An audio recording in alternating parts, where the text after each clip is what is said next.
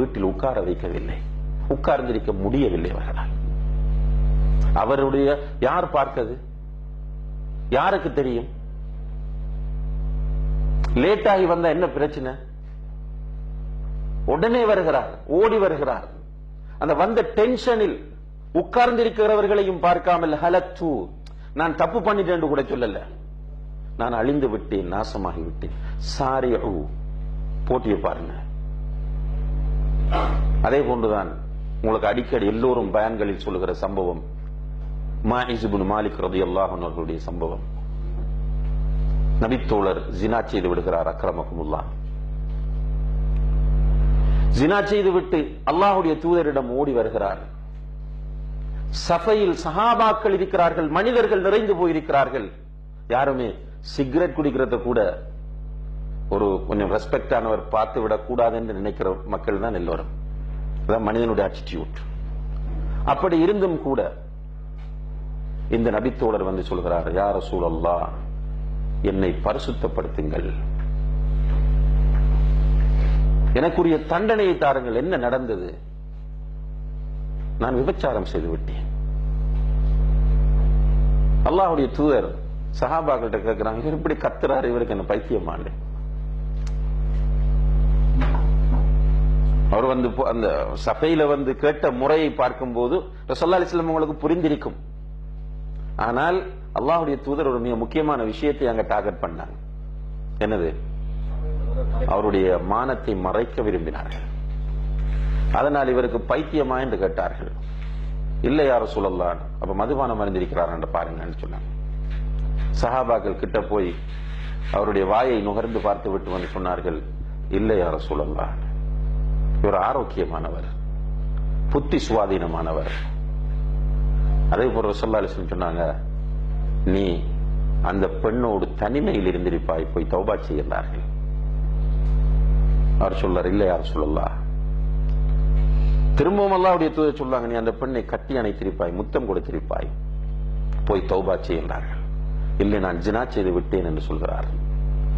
ரசூலுல்லாஹி அலைஹி வஸல்லம் அவர்கள், ஒருவர் தனக்கு எதிராக இப்படி சாட்சி சொல்லும் போது அதற்கு மேலும் ஒன்றும் செய்ய முடியாது என்ற நிலையில் அவரை கல்லால் எறிந்து கொள்ள வேண்டும் என்று கட்டளையிடுகிறார்கள்.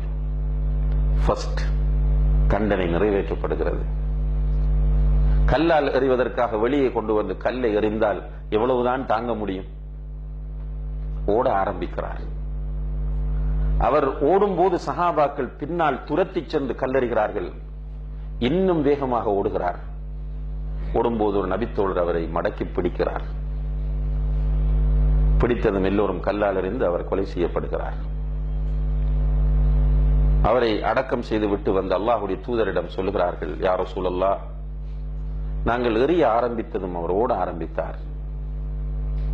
மற்றவர் சொன்னார், யா ரசூலல்லாஹ், அவர் வேகமாக ஓடும்போது நான் தான் அவரை பிடித்து கொடுத்தேன் என்றார். ரசூலுல்லாஹி அலைஹி வஸல்லம் அவர்கள் சஹாபாக்களிடம் சொன்னார்கள், ஓடியவரை நீங்கள் ஓட விட்டிருக்க கூடாதா?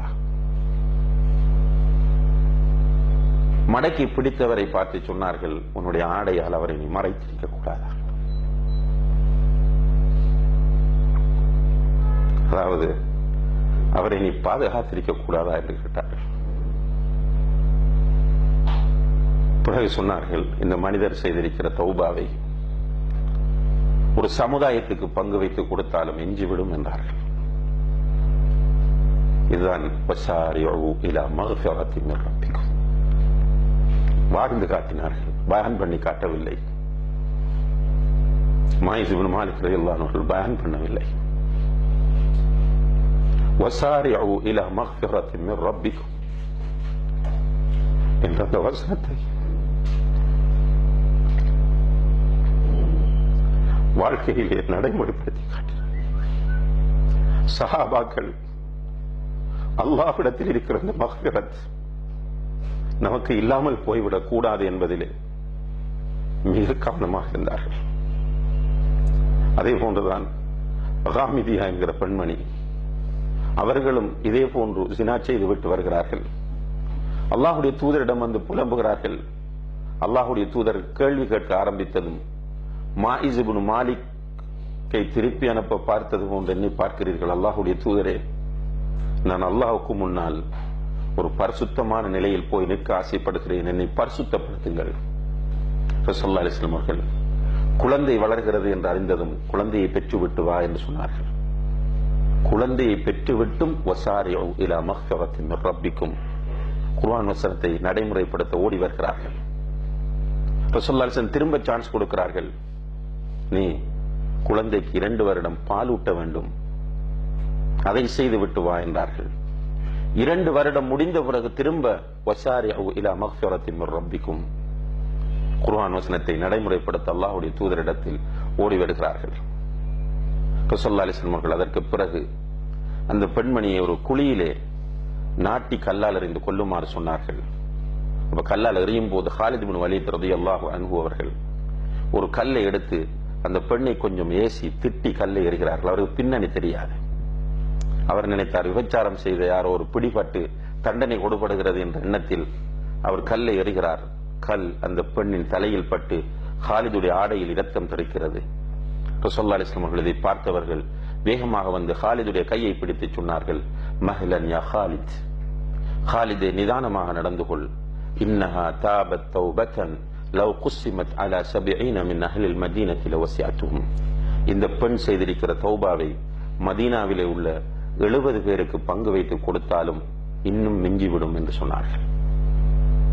வஸாரிஉ இலா மக்ஃபிரத்தின் மின் ரப்பிக்கும், உங்களுடைய ரப்பிடம் இருக்கிற மன்னிப்பு. அல்லாஹ் கஃபூராக, அவனுடைய ரஹ்மத் விசாலமானதாக இருப்பதனால் இப்படி ஒரு அருமையான வாய்ப்பை தருகிறான். மட்டுமல்ல, இரவின் 3வது பகுதியில் கீழ்வானத்திற்கு இறங்கி எப்படிப்பட்ட ரஹ்மான்!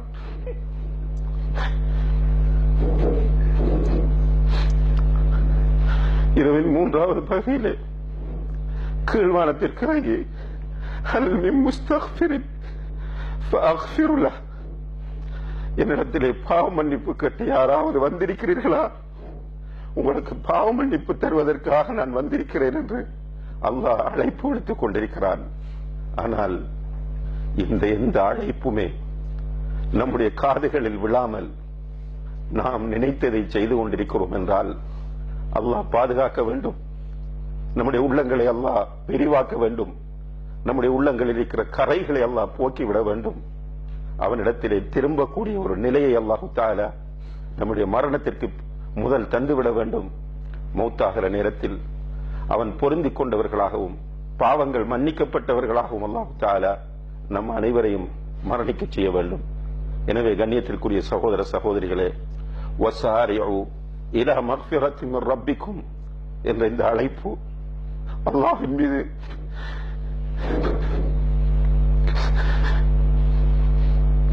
நமக்கு இன்னும் நேசத்தை அதிகப்படுத்த வேண்டும். யாரும் இப்படி அழைக்க மாட்டார்கள்.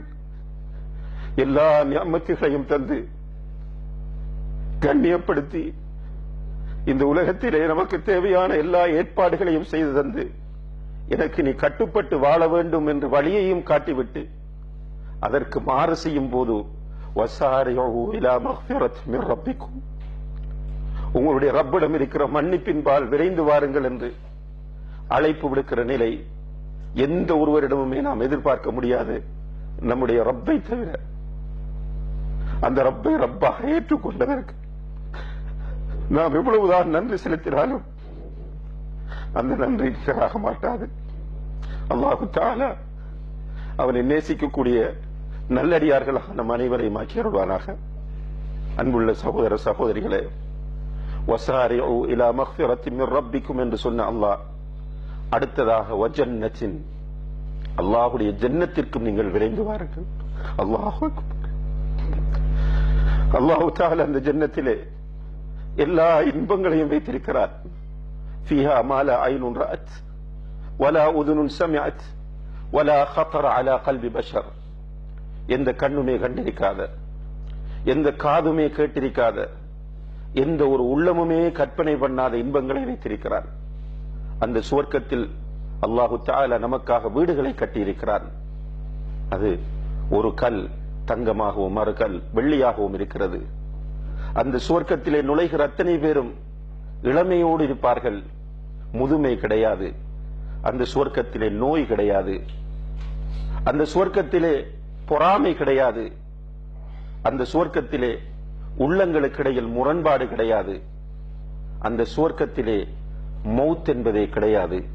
அல்லாஹு தஆலா மௌத்தை ஒரு ஆட்டு வடிவில் கொண்டு வந்து அறுத்து விடுவார். சுவர்க்கத்தில் எல்லாமே இன்பம், அழகான மனைவியர்கள், கண்குளிரக்கூடிய குழந்தைகள் அங்கே முத்துக்கள் போன்று ஓடிக்கொண்டிருப்பார்கள்.